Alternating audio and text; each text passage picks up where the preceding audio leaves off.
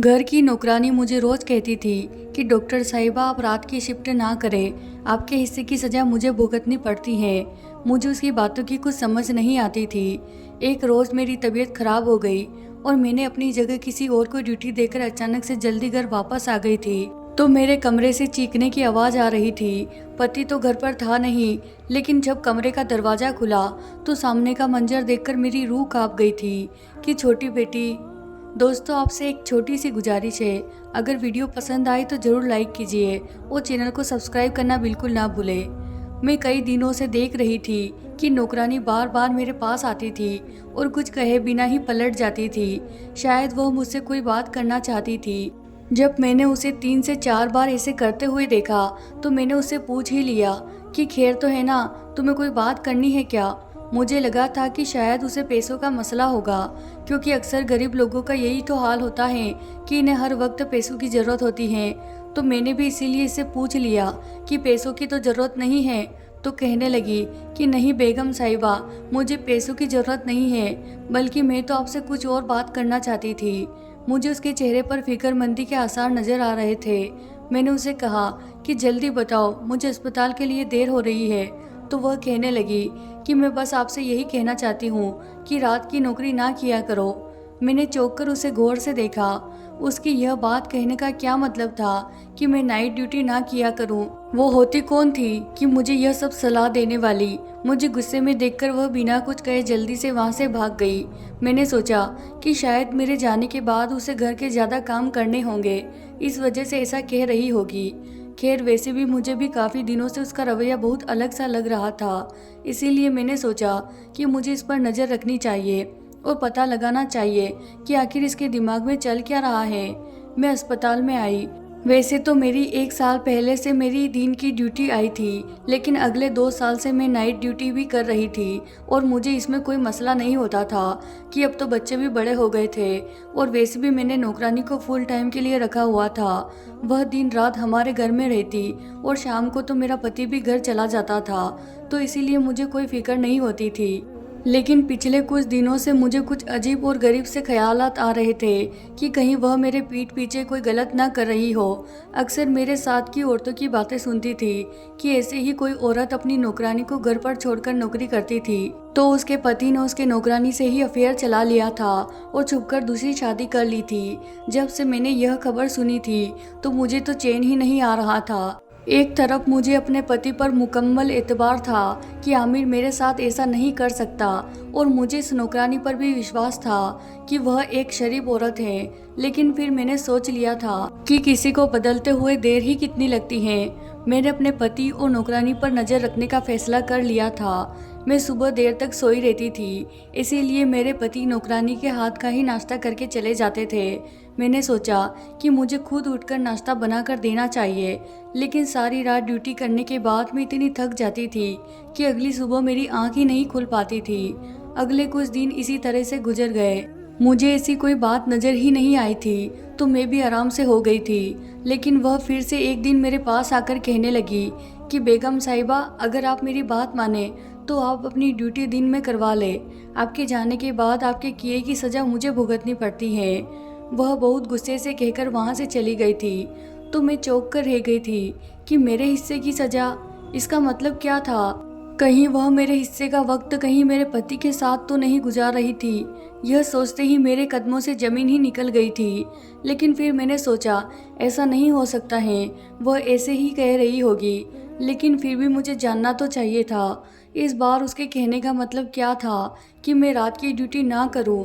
यहाँ तक कि एक दिन तो मेरी बड़ी बेटी ने भी धीरे लफ्जों में मुझसे कह दिया कि मम्मी, आप कोशिश करो कि आप रात को घर पर ही रहा करो। मैं एक डॉक्टर थी और मैंने सारी ज़िंदगी ईमानदारी से काम किया था और कभी एक्स्ट्रा फीस भी नहीं ली थी, और अस्पताल वाले जो भी मेरी ड्यूटी लगाते थे मैं उसे खुशी से कर लेती थी। अभी मैं नाइट शिफ्ट के लिए 2 साल की बात कर रही थी कि मैं 2 साल के लिए और ज़्यादा ड्यूटी कर लूँगी, और अब अचानक से इस समय छोड़ नहीं सकती थी। इसीलिए मैंने सोच लिया कि मुझे कुछ ना कुछ तो करना ही होगा। मेरी नौकरानी का नाम रानी था और वह पिछले 1 साल से मेरे घर पर ही नौकरी कर रही थी, और इस सारे टाइम के दौरान ना तो इसको मुझसे शिकायत थी और ना ही मुझे इससे कोई शिकायत थी। वह एक अकेली औरत थी जिसके 2 बच्चे थे। जिसको पालने की खातिर वह मेरे घर पर नौकरी करती थी। मैंने उस नौकरानी को पहले दिन से ही कह दिया था कि तुम्हें यहाँ पर ही रहना होगा। इसके बच्चे इसके माँ बाप पालते थे और वह गांव में रहते थे और वह अकेली ही हमारे घर पर रहती थी। मैंने उसे कई बार कहा था कि अगर तुम चाहो तो अपने बच्चों को भी यहाँ पर बुला सकती हो, जहाँ तुम रहती हो वहाँ वह भी रह लेंगे, लेकिन न जाने क्या बात थी कि वह मना कर देती थी। इसके साथ वक्त बहुत अच्छा गुजर रहा था। उसने आज तक कभी किसी की कोई भी शिकायत नहीं की थी, लेकिन अब पिछले कुछ दिनों से मैं देख रही थी कि उसका रवैया कुछ अजीब सा हो गया था। वह बस हर वक्त मुझे एक ही बात करती थी कि मैं अपनी ड्यूटी दिन की करवा लूं, रात को घर पर रहा करूं। मुझे समझ नहीं आता था कि आखिर रात को ऐसा घर पर होता क्या है जिसकी वजह से वह इतना घबराकर मुझे यह बात कहती है। एक दिन ऐसा हुआ कि मैं ऑन ड्यूटी ही थी कि अचानक एक नर्स मुझे आकर कहने लगी कि कोई औरत है, बड़ी दूर से आपसे मिलने के लिए आई है। मैंने पूछा कि क्या वह मरीज है, क्योंकि इस वक्त मेरी ड्यूटी इमरजेंसी में थी। तो कहने लगी नहीं, वह आपके कोई रिश्तेदार हैं। तो मैं हैरान होती हुई बाहर आई कि मेरी ऐसी कौन सी रिश्तेदार हैं जो मुझसे इस वक्त अस्पताल में मिलने आ सकती हैं। मैं बाहर गई तो एक अनजान औरत को अपने सामने खड़ा पाया।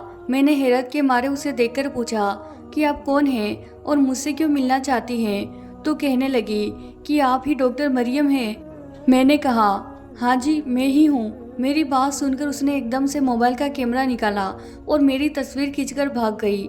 मुझे तो कुछ सेकंड के लिए समझ ही नहीं आया कि हुआ क्या है मेरे साथ। और जब मैं समझी कि वह भाग चुकी है तो मैं जल्दी से उसके पीछे भागी ताकि इससे पूछ सकूं इसने मेरी तस्वीर क्यों खींची है और वह कौन है।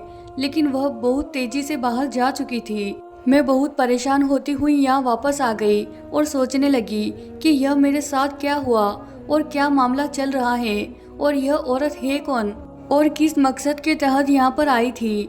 मेरा छठा सेंस मुझे इशारा दे रहा था कि शायद मेरी जिंदगी में कुछ बहुत गलत होने वाला है। इन दिनों में जानती थी कि मैं अपने घर वालों को और ख़ास तौर पर अपने पति को बहुत ज़्यादा नज़रअंदाज कर रही थी, क्योंकि रात की ड्यूटी बहुत ज़्यादा थका देने वाली होती है और सुबह जब तक मैं उठती थी तो मेरे पति दफ्तर चले जा चुके थे। रात को जब मुझे यहाँ पर आना होता था तब तक वह ऑफिस से आए ही नहीं होते थे। अजीब सी जिंदगी हो गई थी। काफ़ी दिनों से मैं उनसे बातचीत ही नहीं हो पा रही थी। मैंने यह सोचते हुए उनसे कॉल की, मिलना तो नहीं, कम से कम कॉल पर ही बात कर ले, लेकिन वह फ़ोन नहीं उठा रहे थे। फिर मैं उनके दफ्तर पर कॉल की तो उनके एम्प्लॉय ने बताया कि वह तो पिछले कुछ दिनों से दफ्तर ही नहीं आ रहे हैं। मुझे तो इस बारे में खबर ही नहीं थी कि वह दफ्तर भी जा रहे हैं या नहीं, लेकिन परेशानी वाली बात तो यह थी कि वह रोज़ दफ्तर के लिए ही निकलते थे। तो वह रोज़ कहाँ पर जाते थे। अगले दिन मैंने सोचा कि मैं छुट्टी कर लेती हूँ। जब मैं यह बात घर में सबको बताई तो सब बहुत ज़्यादा खुश थे। खास तौर पर मेरी नौकरानी के चेहरे पर मैंने खुशी देखी थी और इसी रात मैंने उसे फ़ोन पर किसी से बात करते हुए सुना था। वह किसी को बता रही थी कि मैडम बेगम साहिबा आज घर पर ही है। शुक्र है कि आज मेरी जान छूट गई है, वरना उनके हिस्से की सज़ा मुझे भुगतते करते शायद मेरा दम ही निकल जाता। जब मैं इसके करीब गई तो उसने जल्दी से घबराकर फ़ोन बंद कर दिया था और मैंने इससे जब पूछा कि तुम किससे बात कर रही थी तो कहने लगी कि मैं अपनी अम्मा से बस बच्चों का हालचाल ही ले रही थी। मुझे अब रानी के बारे में शक हो चुका था कि यह कोई ना कोई खिचड़ी जरूर पका रही है, या तो यह मुझसे कोई बड़ी बात छुपा रही है या फिर यह किसी गलत काम में फंस चुकी है। मैंने सोचा था कि आज घर पर रहकर जानकर रहती हूँ कि आखिर यहाँ पर होता क्या है, लेकिन मुझे तो कुछ भी ऐसा वैसा महसूस नहीं हुआ था। सब लोग बड़े आराम से सो रहे थे। मेरा पति मेरी छुट्टी करने से बहुत ज़्यादा खुश था। कहने लगा कि कितना टाइम हो चुका है, हमें वक्त गुजारने का मौका ही नहीं मिला है। मैं सोचने लगी कि क्या वाकई यह खुश हैं या खुश होने का नाटक कर रहे हैं, या कहीं ऐसा तो नहीं है कि मेरी इस घर से जाने के बाद इसे और नौकरानी को कोई मसला हो, इसीलिए मुझे कहती हो कि आप घर पर ही रहा करो। मेरी 2 बेटियां थी और एक बेटा था। बड़ी बेटी तो यूनिवर्सिटी में थी जबकि छोटी बेटी कॉलेज में पढ़ती थी। बेटा सबसे छोटा था और वह स्कूल जाता था। वह इस घर में हम सबका लाडला था और बस इतने ही हम थे। तो मेरा ख्याल था कि हम सबको काम करने के लिए एक नौकरानी की ज़रूरत है, इसीलिए मैंने रानी को रख लिया था। रानी के अलावा मैंने किसी को रखने को भी नहीं सोचा था। और अगर एक दो बार मैंने अपने घर वालों से पूछा कि कोई और नौकरानी रख दो, तो सबने रानी की बहुत ज़्यादा तारीफ करते हुए कहा था कि इसके होते हुए इन्हें कोई परेशानी नहीं है, तो क्या ज़रूरत है कोई और दूसरी नौकरानी रखने की। तो इसीलिए मैं भी आराम से हो गई थी। लेकिन मैं देख रही थी कि आजकल रानी और बच्चे दोनों ही एक दूसरे से अलग अलग से नज़र आते थे। शायद वह अब उनका अच्छे से ख्याल नहीं रखती थी। क्या कोई और बात थी? मैंने घर पर रखकर देख लिया था, कुछ भी नहीं था। न जाने यह नौकरानी के ड्रामे कब खत्म होंगे। मैंने अगले दिन से अपनी नाइट ड्यूटी फिर से स्टार्ट कर दी थी। 2 दिन बाद की बात थी कि मैं सुबह जल्दी उठ गई थी, क्योंकि शाम में मुझे अपने एक दोस्त की बर्थडे पार्टी में जाना था। तो मैंने सोचा कि इसके लिए कोई गिफ्ट लेकर आ जाती हूँ। मैं यही सोचकर बाजार गई। वहाँ मुझे एक जगह पर रुकना पड़ा, क्योंकि सामने के मंजर ने तो मुझे परेशानी में डाल दिया था। मैं इस औरत को कैसे भूल सकती थी? इतने दिन गुजर जाने के बाद उसका चेहरा मेरी आंखों में बसा हुआ था। वह वही औरत थी जिसने मेरी फोटो खींची थी और भाग गई थी। वह इस वक्त मेरे पति के साथ खड़ी बातें कर रही थी। फिर मैंने देखा कि मेरे पति ने अपनी जेब से कुछ पैसे निकालकर उस औरत को दिए हैं और खुद वहां से चला गया है। मेरा तो सर चकरा कर रह गया था कि ये औरत कौन है और इसका मेरे पति के साथ आखिर ऐसा क्या ताल्लुक है। मुझे ऐसा बार बार लग रहा था कि शायद मैंने इस औरत को पहले देख रखा था, लेकिन मेरे दिमाग में नहीं आ रहा था कि इससे पहले मैंने इस औरत को कहाँ पर देखा है। मैंने सोचा कि मैं अभी जाकर पूछ लेती हूँ, लेकिन इससे पहले कि मैं उसकी तरफ बढ़ती, मैंने उसे किसी और औरत के साथ मिलते हुए देखा। और वह औरत कोई और नहीं थी बल्कि मेरी नौकरानी रानी थी। इससे पहले वाली औरत ने जो पैसे मेरे पति से लिए थे, उसमें से आधे उसने रानी को दे दिए और वह दोनों एक दूसरे के साथ मिलाते हुए वहाँ से रवाना हो गई थी। यह सब देखकर मुझे तो पूरा अंदाजा हो गया था कि जरूर मेरे खिलाफ कोई साजिश की जा रही थी और इस साजिश में मेरा पति और मेरी नौकरानी शामिल थी। और मैंने फैसला कर लिया था कि मैं आज इन दोनों को पकड़कर ही रहूंगी।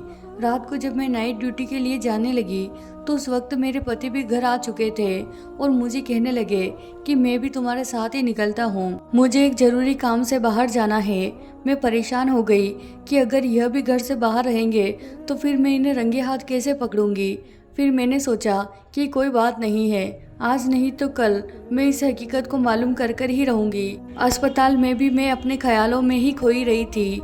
यह सोच सोच कर मेरा दिमाग फटने लगा और मेरी तबीयत खराब होने लगी। सर्जन डॉक्टर राउंड पर आए तो मेरी खराब तबीयत देखकर कहने लगे कि मेरा ख्याल नहीं है कि आप रात भर ड्यूटी कर सकोगे, आपको घर चले जाना चाहिए। मुझे भी यही लग रहा था कि अगर मैं और ज़्यादा यहाँ पर रही तो शायद मैं बेहोश हो जाऊंगी। मैंने अपनी जगह किसी दूसरे डॉक्टर को ड्यूटी दी और बगैर बताए घर पर आ गई थी।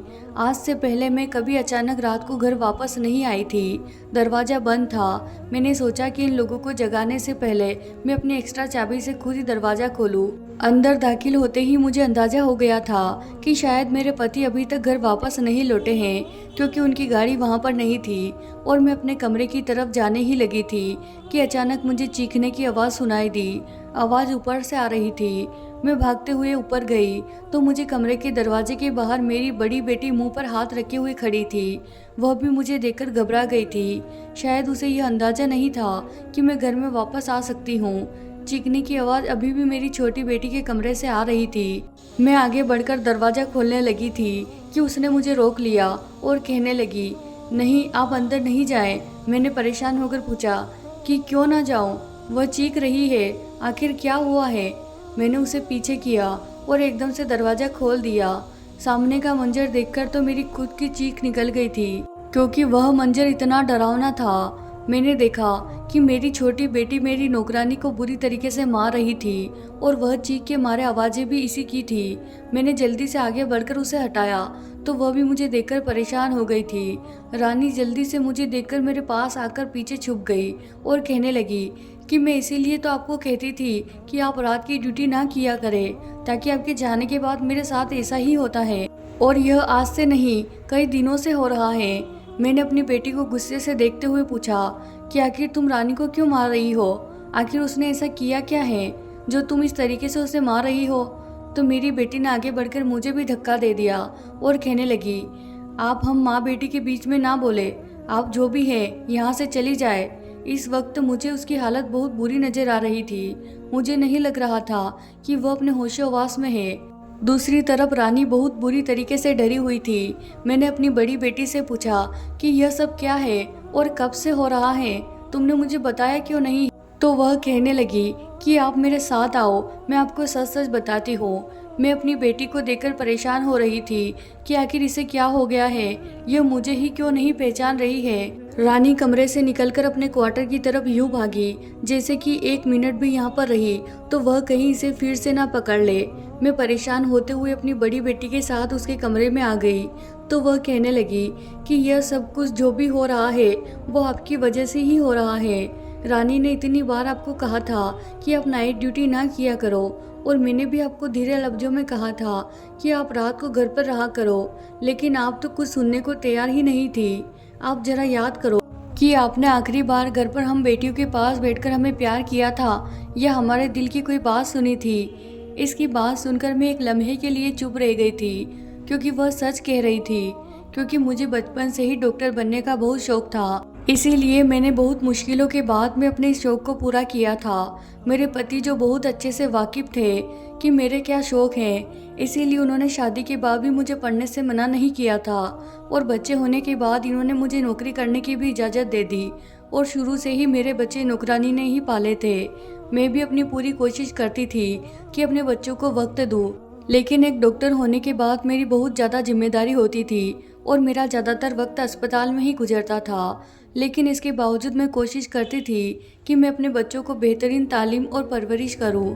हाँ, मैं ज़्यादातर पूरे वक्त नहीं दे पाई थी, लेकिन इसका मतलब यह तो नहीं था कि मैं उन पर तवज्जो नहीं देती थी, इसे प्यार नहीं करती थी।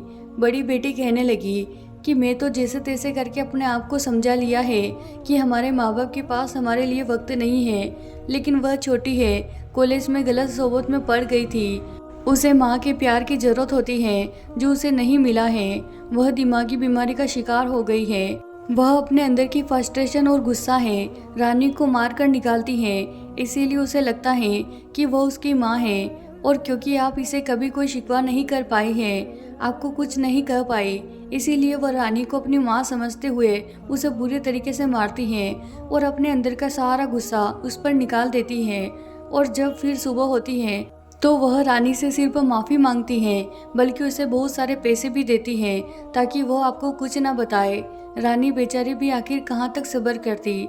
वह आपको सारी बात तो नहीं बता सकती थी, लेकिन आपको यही कहती थी कि आप रात को घर पर ही रहा करो। कभी वह इससे लाड़ और प्यार से फरमाइश करती हैं और सारी रात इससे खाना बनवाने के बाद उसे अपने हाथ से खिलवाने की फरमाइश करती हैं। तो कभी कुछ और कहती हैं, क्योंकि एक बेटी अपनी माँ से चाहती है। वह रानी से कहती है कि वह उसकी माँ बनने का नाटक करके उसे वह सब कुछ दे, और जब रानी मना करती है तो उसे मारती थी। बेटी की बातें सुनकर अब मुझे समझ में आ गया था कि रानी ऐसा क्यों कहती थी कि आपके हिस्से की सज़ा मुझे भुगतनी पड़ती है। शायद वह सारा गुस्सा और सारी फ्रस्ट्रेशन मेरे लिए ही थी जो रानी पर निकलती थी। मैं तो कभी सोच भी नहीं सकती थी कि मेरे बच्चों के साथ यह सब कुछ चल रहा होगा, लेकिन मेरे पति को उस औरत से मिलने का क्या प्लान था जिसने मेरी तस्वीर खींची थी, और रानी के अलावा कोई नहीं बता सकता था। मैंने रानी से जाकर पूछा तो वह कहने लगी कि बेगम साहिबा, आप तो मेरी कोई बात सुनने को तैयार नहीं थी और आपकी बेटी की जो भी हालत थी वह आपके पति को बता दी थी।